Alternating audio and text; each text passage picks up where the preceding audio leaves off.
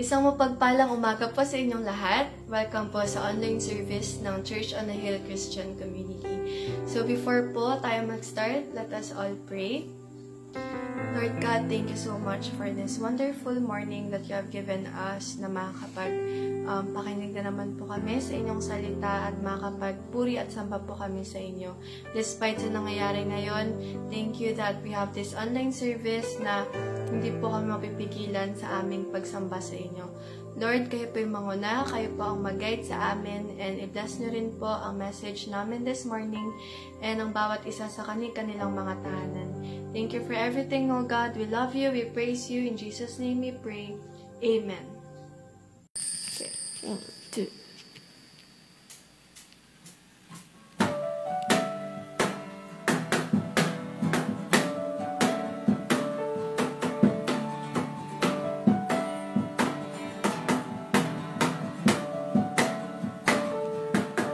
I stand before you now. The greatness of your renown. I've heard of the majesty and wonder of you, King of heaven. In humility I bow, and as your love in wave after wave crashes over me, crashes over me. For you are for us, you are not against us. Champion of heaven, you made a way for all to enter in.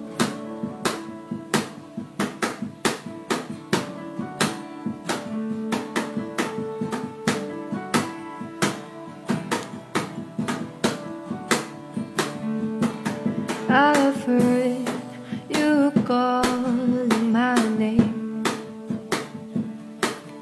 I've heard the song of love that you sing.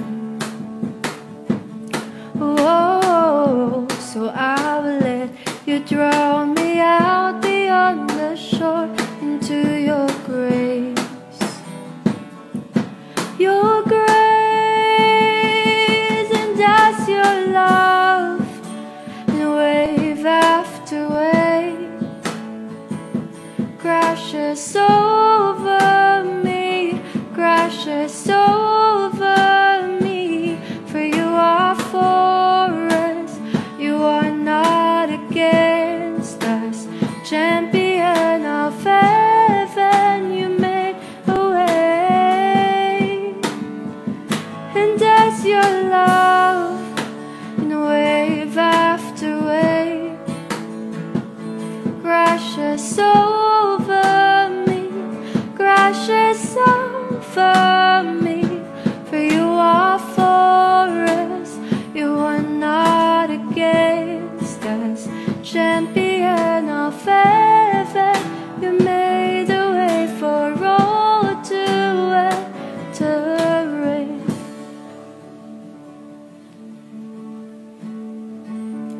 You make me brave,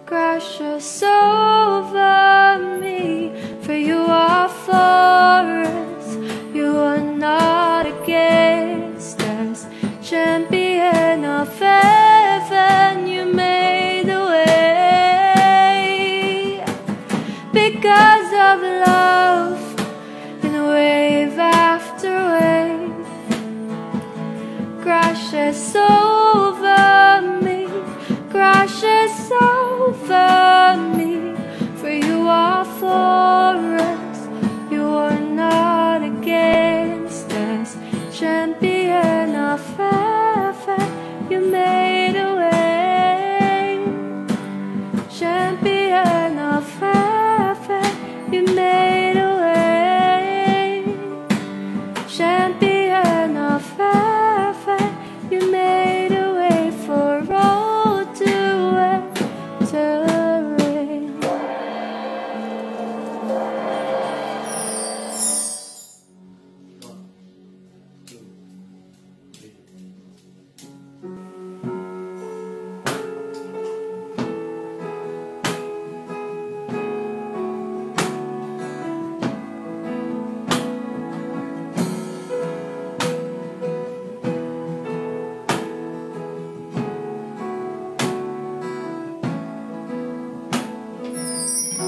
Before I spoke a word, you were singing over me. You have been so, so good to me. Before I took a breath, you breathed your life in me.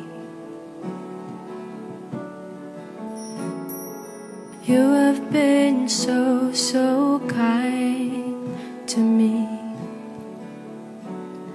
And oh, the overwhelming, never-ending, reckless love of God.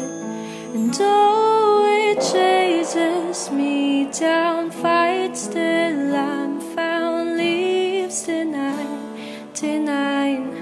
And I couldn't turn it, and I don't deserve it. Still you give yourself away. And oh, the overwhelming, never-ending, reckless love of God.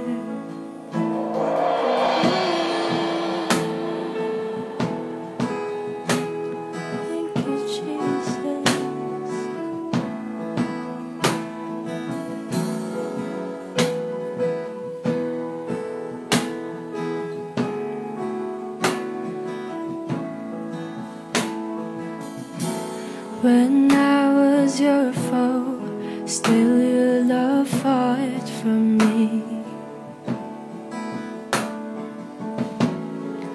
You have been so, so good to me.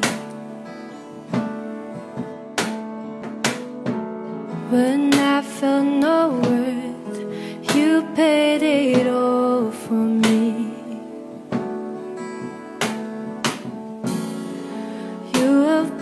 So, so kind to me.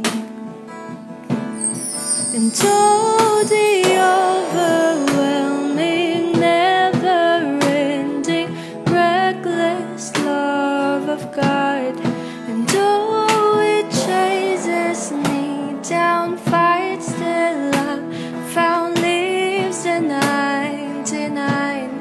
And I couldn't earn it, and I don't deserve it. Still you give yourself away. And oh, the overwhelming, never-ending, reckless love of God.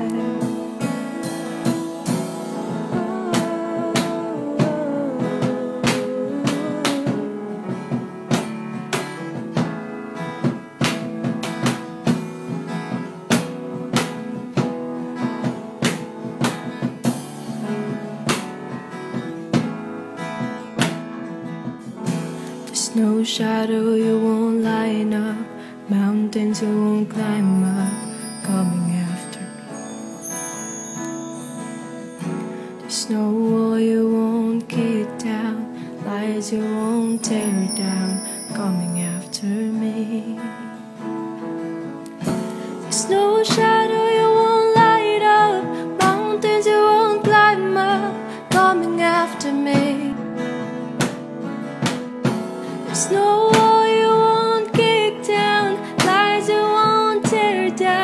coming after me.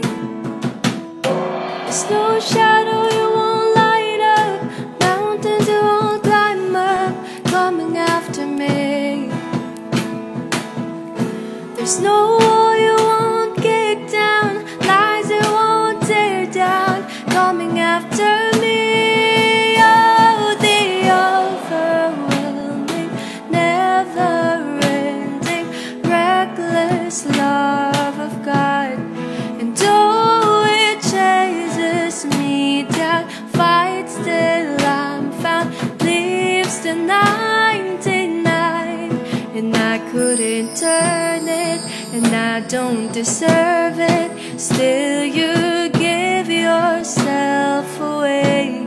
And oh, the overwhelming, never-ending, reckless love of God. Never-ending, reckless love of God.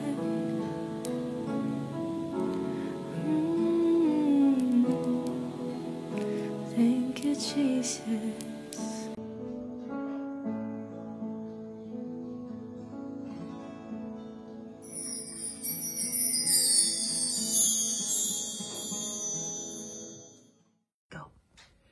Magandang umaga, magandang hapon at magandang gabi sa lahat po ng nakikinig ngayon ng ating CHCC online service. So, ito po ang isang kagandahan na idinulot ng quarantine. Though, syempre, nakakalungkot ang mga nangyari. Pero still, though the enemy has meant it for evil, the Lord is still making it for His glory. So, ngayon, meron po tayong teknolohiya na kahit saan ka man, anong oras ay makakapakinig ka ng salita ng Diyos. Nagpapasalamat ako kay Pastor Arnel na inimbitahan niya ako upang bahagi ng salita ng Diyos sa inyo ngayong araw. So, salamat. Siguro bago ako magsimula, magpapatotoo muna ako, lalo na sa mga hindi siguro na nakakakilala sa akin dahil nabalitaan ko, madami pong mga bagong miyembro o kapamilya natin dyan sa CHCC. Ako po si Ahmed. Dati po akong nasa Pilipinas, ngunit ngayon ay nandito na po ako sa Canada. At totoo nga na ang salita ng Diyos ay hindi nagbabago. Kahit saan ka mang lugar, kahit nasa Pilipinas ka, kahit nandito ka sa Canada or sa mang bansa, ang salita niya ay hindi nagbabago at buhay at totoo pa din. Yun nga na now na nandito ako sa Canada, nakikita ko pa rin kung paano kumilos ang Panginoon. I guess a very eminent one is during this crisis.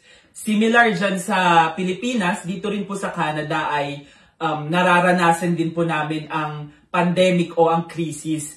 At tunay nga ang Diyos ay dakila kasi kahit na ganito na ang sitwasyon, makikita natin po na ang mga churches, ang mga Christians, ang mga tao ay patuloy pa rin na passionate sa mas na-push sila. Ngayon ay araw-araw na po kaming nagdadasal. At dahil dito, nag-grow pa tayo spiritually. And even for me personally, nag-grow po ako.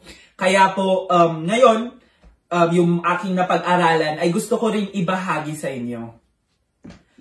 So, who would have thought na ang 2020 ay isang historical moment sa atin na mga tao? Una, nagsimula lang ito sa mga disasters. It started with a couple of disasters. Noong January, dyan nga sa Pilipinas, yung nag-erupt ang Taal Volcano. And then now, meron na po tayo nitong pandemic or this coronavirus, COVID virus, that slowly affected one country after another. Ang bilis po ng kanyang spread na nagsimula lang po sa China, ngayon ay nandito na sa iba't ibang mga lugar sa buong mundo. At dahil dito, nagkaroon tayo ng quarantine period. I think nasa 3rd, 4th, 5th month na ng quarantine period. Siguro iba sa atin, inisip nung una, baka 1 buwan lang to, 2 buwan. Ngunit ngayon nakikita natin na pwede itong maging quarantine natin or lockdown hanggang end of this year, or perhaps until a virus, or I mean a vaccine that would kill the virus would be discovered, tested, and of course, ma-approve para gamitin ng bawat isa.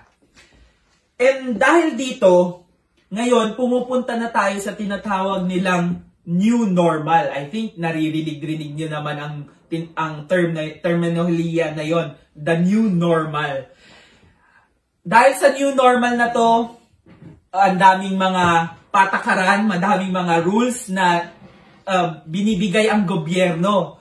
Meron tayo yung physical distancing, social distancing, at mga lockdown, yung bawal, merong curfew, at madami pang mga rules. At dahil dito, nagkakaroon tayo ng mga takot sa pagkilos. At hindi lamang mga businesses or establishments ang apektado, pati na din ng mga churches. So, ngayon, hindi na nakakapag-meet, di ba, sa mga bahay-sambahan, hindi na tayo nakakapagsalamuha sa ating mga kapatiran. At nakakalungkot. Ngunit, sa isang banda, meron na tayo teknolohiyang pwedeng gamitin. Hindi na tayo, we are no longer confined in the four corners of a church building, but now, actually, meron na tayong global environment na pwedeng pag-sharean ng salita ng Diyos. Meron na po tayong audience, pwede na tayong mag-reach out.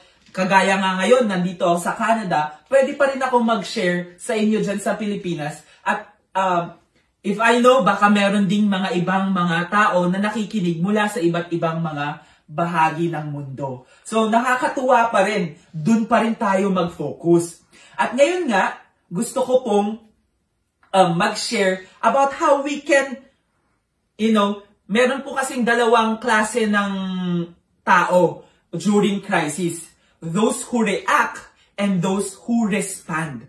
Yung mga taong nagre-react, yun yung mga pwedeng magagalit na lang or magkukulong na lang, iiyak na lang at wala nang gagawin. Pero I hope tayo po yung second. Meron tayo yung mga taong magre-respond na despite these circumstances na meron tayo ngayon, we adapt, we become flexible, and magkaroon tayo ng right attitude. An attitude that is still going to, that has the desire to fulfill God's purpose for our lives. At yun nga po ang gusto kong ibahagi sa araw na ito. Attitudes for winning people to Christ. Reaching out at all cost. So, ready na po ba kayo? Ako, medyo kinakabahan. Ngayon lang po ulit ako nakapag-share. Pero I hope the Lord would use me, use every word that will come out from my mouth to speak po to all of you and share His message para sa inyong lahat.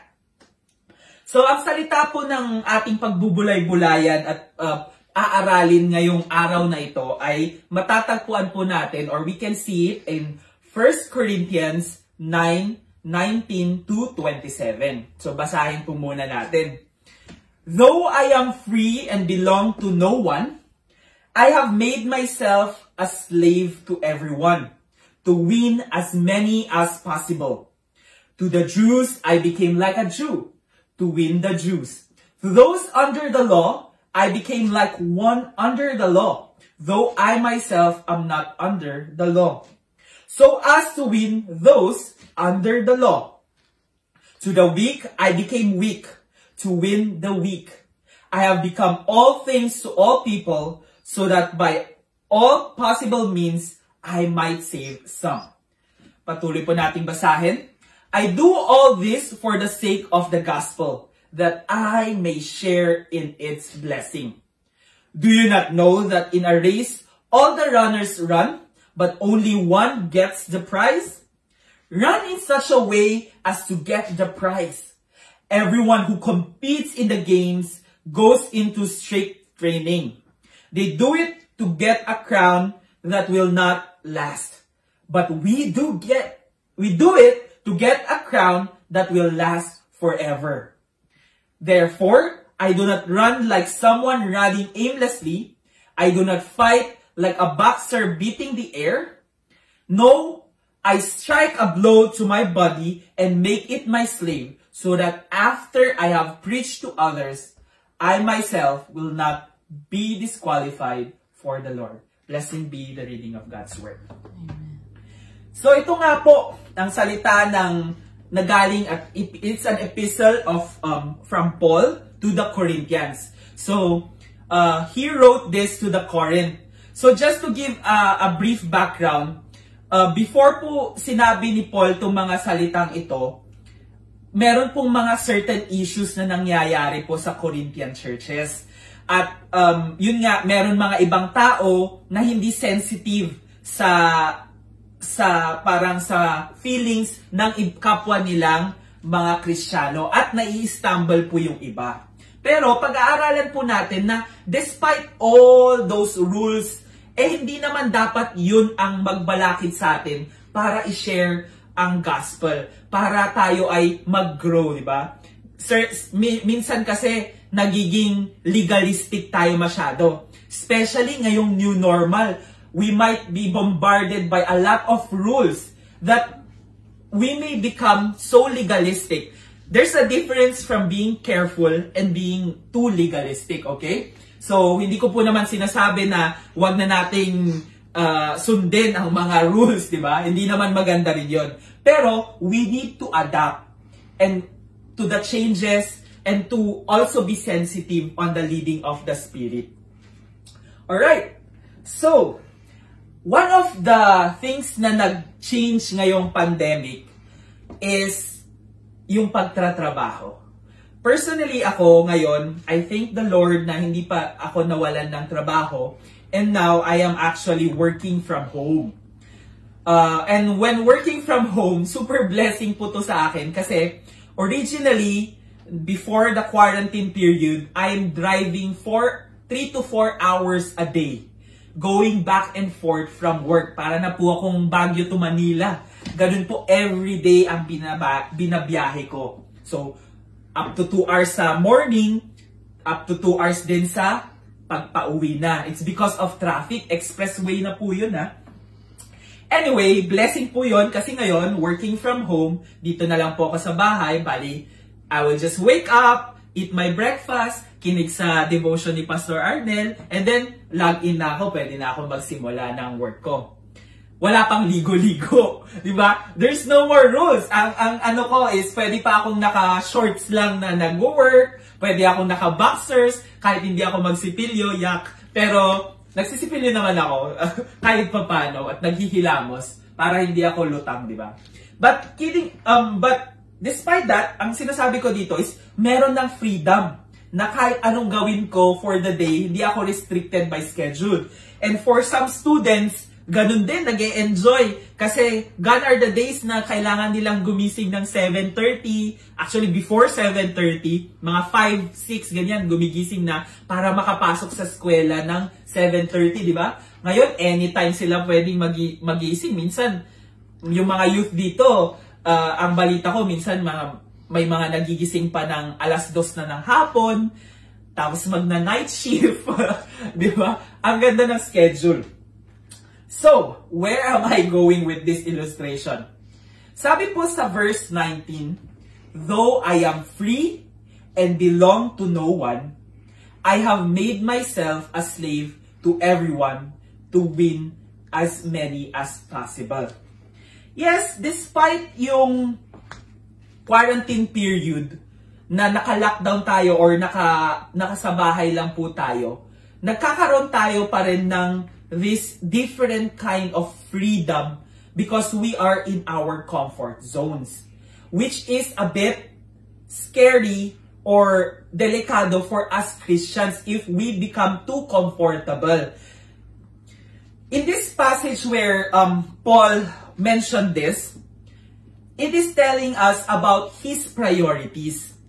Paul was free to do what he wanted, but bringing people to Jesus was more important to him than using his freedom. In this new normal po that we are currently into, though we are, in certain ways, lahat po tayo separated from one another. And because of this physical distancing, this social distancing, pwede po tayo magkaroon ng attitude na kanya-kanya. Yung na kanya-kanya attitude or being apathetic, indifferent with one another. That because we are in our comfort zone in our own home, we tend to isolate ourselves po na ang kinikare na lang natin is yung sarili natin because we have the freedom to do whatever we do. Baka minsan makalimutan natin that we still have a purpose to fulfill. And that is to share the gospel. Ano po ba yung priority natin? Of course, it is still important to work, to study, to take care, to magluto and everything, household chores, diba? But let us not forget the most important purpose or task that we have as Christians. And that is to win more souls to people. And the first way of doing that is having a servant attitude.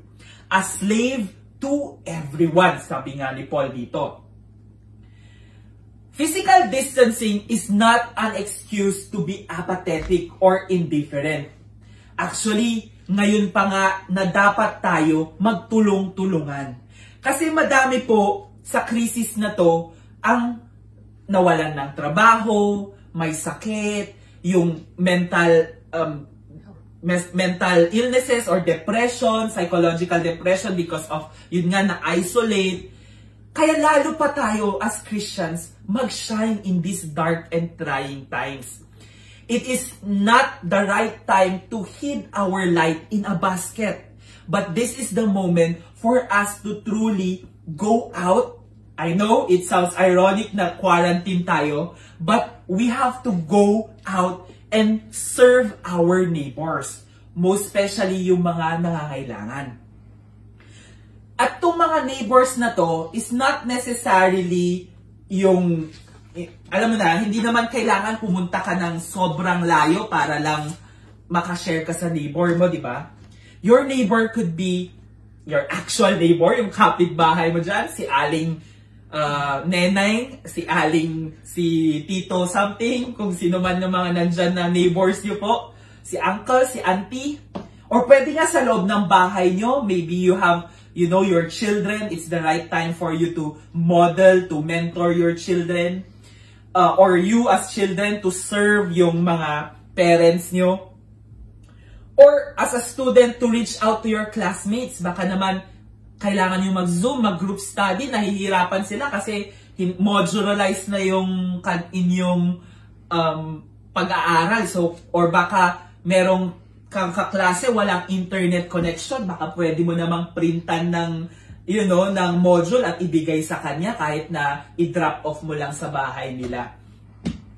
So, madami pong ways. And ang pinaka-model po natin dyan ay si Jesus. You know, He is so restricted by a lot of these people who is persecuting Him. And yet, He didn't allow these things to stop His ministry to become a servant to the people. Sabi sa Matthew 20:28, just as the Son of Man did not come to be served, but to serve and to give life as a ransom for many. At makikita nga natin yung miracles na ginawa niya sa madaming tao and yung ultimate sacrifice na ginawa niya at the end na He gave His only life for you and for me to save and to serve us. And in John 13:1-17, makikita natin dyan yung story where Jesus washes the feet of His disciples. And sabi niya, I'm doing this so that you too will do it to others. And it symbolizes serving, your fellow brethren or other people. So, ganun nga po. Sana po, this pandemic, lalo pa to yung mag-shine just as how Jesus did. And we can do that by having a servant attitude. Being a slave to everyone, serving our neighbors. Alright. Next po. Tama ba ako? Ang next po natin na attitude na gusto ko pong i-share is taken from verses 20-23. At ito nga po ay ang frontliners attitude. meaning being flexible and adaptable. So, bago ko po explain yung attitude na yan, puntahan muna natin yung passage which is sa verse 20 to 23. Makikita po natin dito sa passage na to where Paul was being flexible, nag-a-adapt siya. So, kapag ang congregation na mini-ministeran niya are Jews, he becomes like a Jew. If it is people under the law, meaning yung mga Hudyo nga, under the law, yung ano ba tawag din, yung Old Testament law, yung mga Judaism, he also acts as those under the law. And yun nga, not under the law, like yung mga Gentiles, when he's around them, he acts as someone who is not under the law. And if he's in people, surrounded by people who are weak, he also acts and does the same. And sabi dito, to the weak, he became weak so that he could win the weak.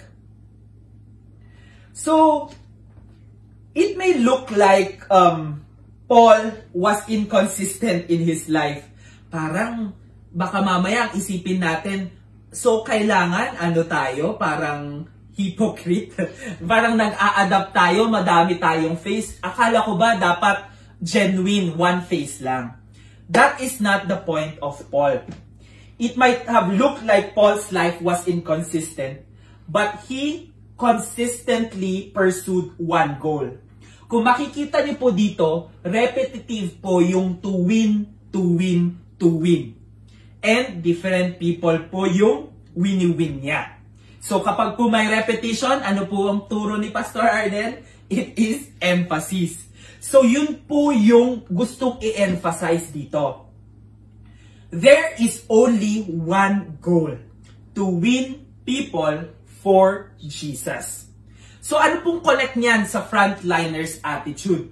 Di ba po ang mga frontliners natin, yung mga nurses, yung mga truck drivers, amidst this crisis, na-push sila to step up, to adapt to the situation. Dati-dati, naka 12-hour shift lang sila. Yung iba, nung kasagsagan nung peak ng pandemic, a lot of our doctors, a lot of our nurses had heed to call, became flexible and adaptable to the situation, na halos nagto 24-hour shift na sila sa hospital. Gayon din yung mga workers natin sa supermarket, na despite yung pandemic, nagsiserve sila pa din. Nag-adapt lang sila by, of course, wearing PPEs and everything. And ganun din po sana tayo. There is one goal, and that is to win people for Jesus. Similarly, for the frontliners, kaya po sila ganon is because they want to win the battle by saving more people. And as Christians, we also want to win the battle by saving people for Christ. Consistent po tayo dapat in pursuing our goals. Sabi dito, tingnan ko lang po yung notes ko. He is not distracted by trying to please everyone. Si Paul po, hindi po yung ginagawa niya. Yes, madami po siyang trinatry serve, pero he's consistent na he's doing it to win soul, and he is focused on that goal, and he is doing all possible means to achieve that goal. Amen po ba? So, although there is only one goal, which is to win people for Christ, there are many ways to achieve the goal. Sabi nga, different strokes for different folks, di ba? Kapag ikaw nagtuturo ka ng bata, children's ministry ka, hindi mo pwedeng gamitan ng mga malalalim na salita at theology, di ba? Kapag bata yung tinuturuan mo, you would adapt to the child and explain it in a way that he or she would understand. Ganun din, of course, sa mga bagets, sa mga teenagers, o kaya sa mga adults. You don't treat them as a child. You treat them, with respect, with the level na meron sila, para hindi sila mabastos. Ganon din po sa atin ngayon. There are, si Paul, he participated in Jewish purification nung kasama niya yung mga Jews. Nung mga sa Gentiles, he himself had been a Gentile, hindi niya pinupuna kung kumakain sila ng dugo or something na hindi pwede sa Jewish, di ba? Or circumcised. Hindi niya kinokondem yung mga Hudyo na hindi circumcised. He is sensitive to their needs and identifying with them.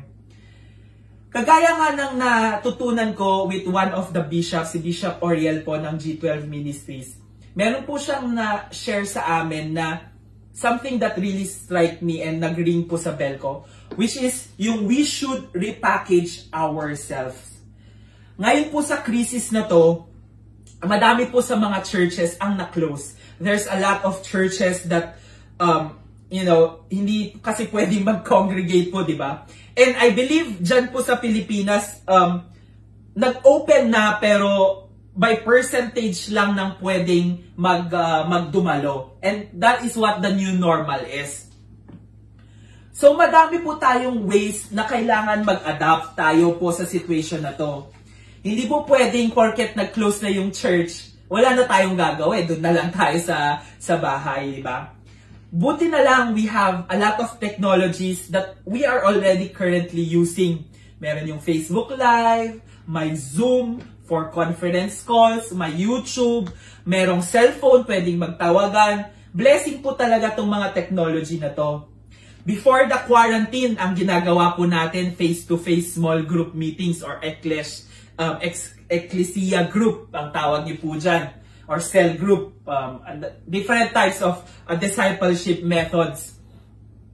Face-to-face po natin yung ginagawa. Pero during the quarantine, hindi porket hindi na tayo pwedeng mag-meet, mag-stop na tayo. We have to use the technology we have right now in order to still pursue that one goal, and that is to win souls or to win people for Christ. So gamitin po sana natin yung technology to still reach out to your small group members or ecclesia group members or yung mga kamag-anak nyo. This is the right time for you to reach those who are away, geographically distant. Kasi lahat naka-online na. Diyos me, parang kulang na lang yata lahat ng tao magmomorph na nakaganon sa lalaki yung dito. But yeah, there are a lot of ways for us to adapt. And if we do not adapt,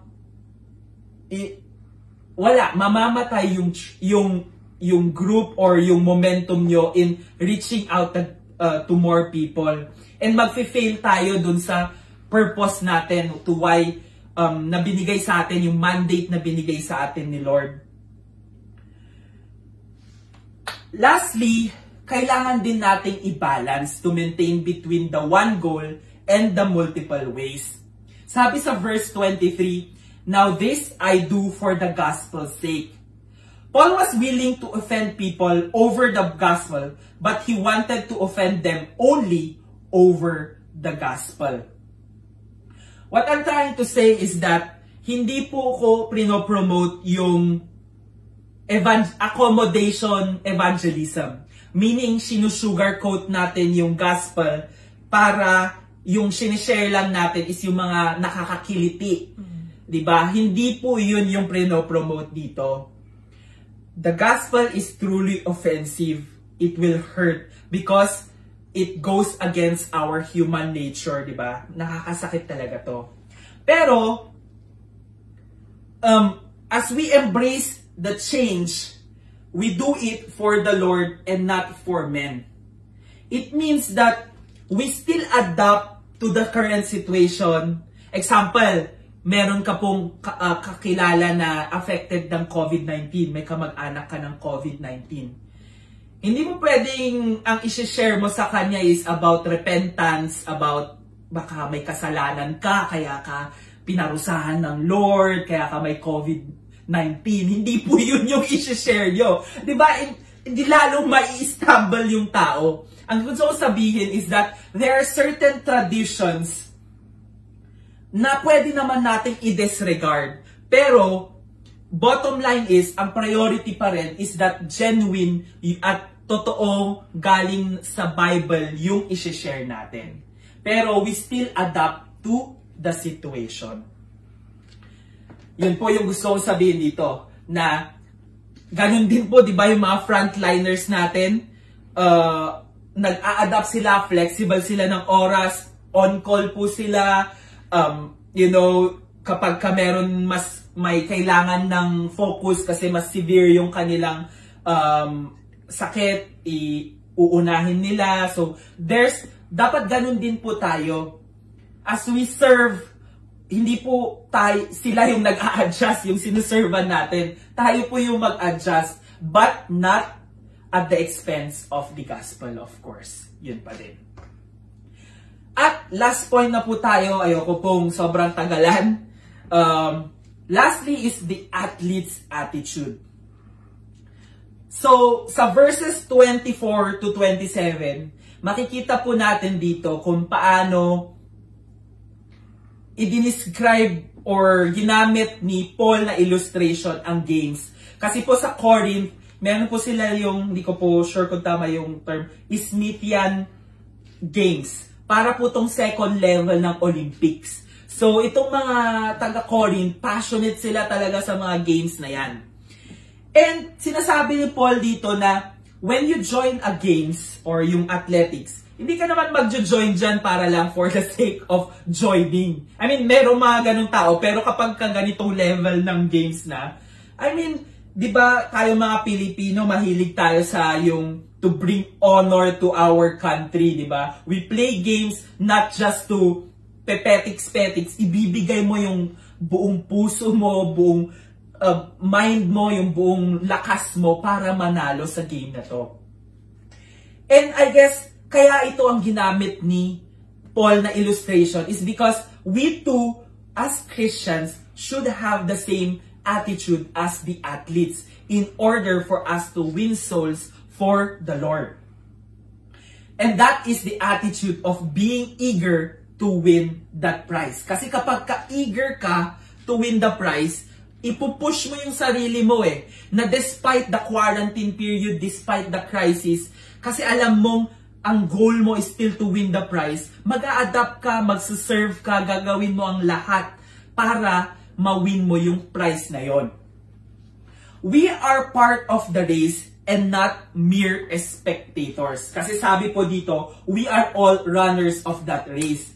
Baka po kasi during this quarantine, feeling natin, makikinig na lang po tayo sa mga online services. Diba? Okay naman yon, makinig. Baka nga after ng quarantine period, magkaroon na tayo ng degree at maging pastor na tayo sa dami nung pinakinggan nating mga online sermons, online Bible study, di ba?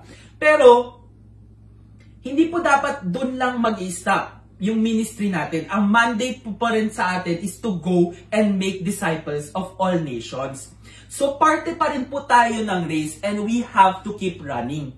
Ngayon nga pong quarantine, medyo tumataba po tayo, di ba? So, naisipan ko pong mag-exercise. This week, medyo sablay kasi yung toxic sa work. Pero the previous weeks, I was really doing some exercise. And gustong-gusto ko yung parang instructor sa YouTube na sinusubaybayan ko sa exercise. Lagi niyang sinasabi, you're a fighter and not a quitter. There are two types of people, sabi niya pa, those who believe they can't, and those who believe they can. They're both right, but which one are you? I hope that we are not the quitter. We are not those people who thinks they can't, but we are a fighter, and we are those people who think that we can win souls for the Lord, even despite this crisis. Even though we are locked down, we will find, because we are so eager to win souls, we will do all possible means to save and to do something to save souls and save them for the Lord. Sabi nga ni Paul pa, I press on toward the goal to win the prize for which God has called me heavenward in Christ Jesus. Si Paul, makikita talaga natin dito yung passion niya, yung eagerness niya na talagang focus siya dun sa goal na yon. And sana po tayo din maging magkaroon tayo ng ganong athlete's attitude na nakafocus tayo dun sa winning that prize. And that prize is to win souls for the Lord. Sabi pa po dito, there is a prize that awaits us. Of course, itong prize po na to is hindi salvation.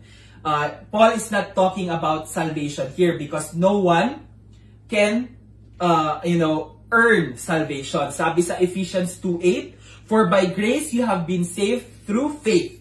And this is not your own doing. It is the gift of God, not a result of works, so that no one may boast. So hindi po good works or price na salvation ang tinutukay na dito. Pero I believe, ito po yung kapag nasa heaven na tayo, yung satisfaction na as Christians, na fulfill mo yung purpose mo at sasabihin po sa inyo ng Diyos Ama, well done, good and faithful servant. You were faithful over a few things. I will make you rule over many things. Enter into the joy of your Lord. Diba? Goosebumps po yun kapag yun yung inaasam-asam mo na hindi ka lamang, naging Christian, pero you did something, nagpagamit ka sa Panginoon, na babalikan mo tong 2020. Lord, tignan niyo po nung 2020, kung ano yung ginawa niyo through me. Na nakapag-serve ako, na nakapag-adapt ako sa changes, and still, because I wanted to win that prize, na makasama po kayo at marinig po sa inyong mga labi yung good and faithful servant. Amen po ba yun? Sana po yun po yung maging desire natin. At itong prize na to, unlike yung Smithian, yung mga Olympics na replay lang yung crown nila, di ba? Sa atin, sabi ni Paul, yung crown natin will last for eternity. Yun po yung prize na natin. At sinasabi din dito ni Paul na only one will win the race. It doesn't mean na parang only one. Pero, ang gustong sabihin ni Paul dito is that yung eagerness kasi natin na may isang winner lang, iyon yung magpupush sa atin para manalo, di ba? Pero of course, we have our own races and not everyone, those who really eagerly run will win that prize. So yun, i-emphasize ko ulit, we should be eager to win the prize. We join the race to win that prize. And we are motivated to give out the best because of that prize. And of course, sabi niya dun sa latter part ng passage niya, the race has a target. Imagine niyo po kapag ang race, lahat ng tao, iba-iba yung direction na pinupuntahan. Baka yung mananalo lang yung medyo naligaw, sakto dun sa finish line siya napunta, nahulog. Joke lang. Pero, hindi po yun yung kailangan po maging efficient tayo. We make use of what we have to win that prize. Hindi po tayo na yung traditions natin before, gagana ulit ngayon. That's why kailangan meron tayong adaptability. As we focus, the race has a target, which is to win people for Christ. And there's a way for us to do it. So, lastly, i-summarize ko lang. Attitudes for winning people to Christ. We have to have that servant attitude, a slave to everyone. We have to have that frontliners attitude, being flexible and adaptable. And we have to have that athlete's attitude, eager to win that prize. And ang pinaka-model po talaga natin dito sa tatlong attitude na ito is our Lord Jesus Christ. The Lord Jesus Christ has a goal. He came here sa mundo para po iligtas ang mga lost. It's not for those who are already saved, but it's for the lost. It's for the sinners. It's for you and me. And so, nung bumaba po siya dito sa Pilipinas at naging tao, He served in His earthly ministry. And now we have the Holy Spirit still serving us. nagkaroon po siya ng frontliners attitude. Hindi niya po tinakwil yung mga sinners, yung mga tax collectors. But in every people that he meets, in-accommodate niya po ang mga to. No matter, regardless of the background, regardless of their status in life. And he had that athlete's attitude. That despite all the persecutions, the roadblocks he has, he still pursued that goal, which is to win us, to die on that cross, to give us the gift of grace. And sana po tayo din, tularan po natin ang ginawa ng Panginoon. For us to also become light in this world, to be a genuine Christian na Christ-like attitude, to serve, to be flexible and adaptable, to be eager to win that prize. And for those who hasn't accepted Christ yet in their lives, I would just like to share to you that God loves you so much na talagang binigay niya po ang buong buhay niya para po masumpungan nyo yung prize na yon, that eternal gift that He has for you. That grace for you to be able to not perish but have everlasting life.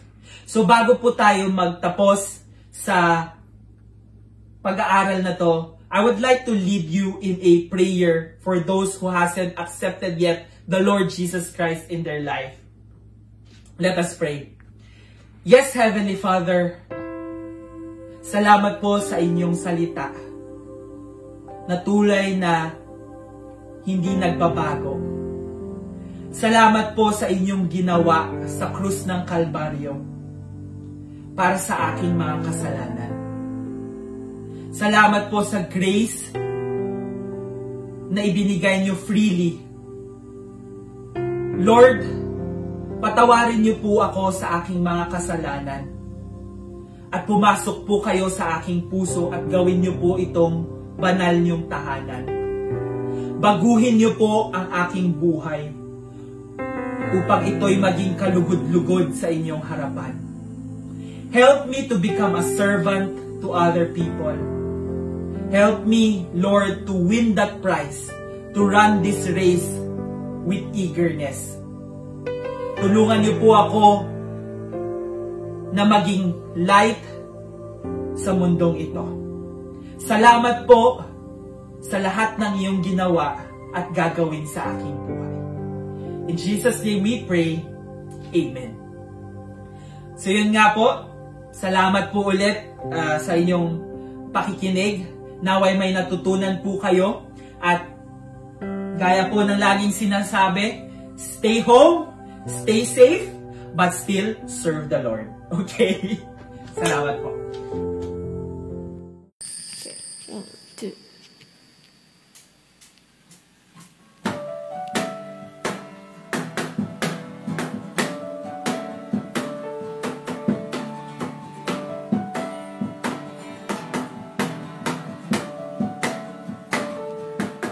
I stand before you now, the greatness of your renown. I've heard of the majesty and wonder of you, King of heaven. In humility I bow, and as your love in wave after wave crashes over me, crashes over me. For you are for us, you are not against us. Champion of heaven, you made a way for all to enter in.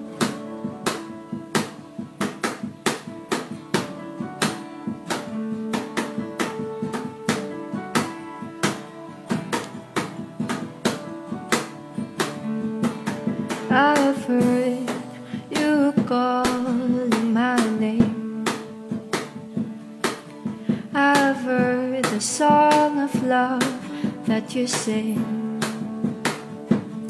Oh, so I will let you draw me out beyond the shore into your grace. Your grace, and as your love, and wave after wave crashes over me, crashes over me. For you are for us, you are not against us. Champion of heaven, you made a way. And as your love, in wave after wave, crashes over me, crashes over me. For you are for us, you are not against us. Champion of heaven, you made a way for all to enter in.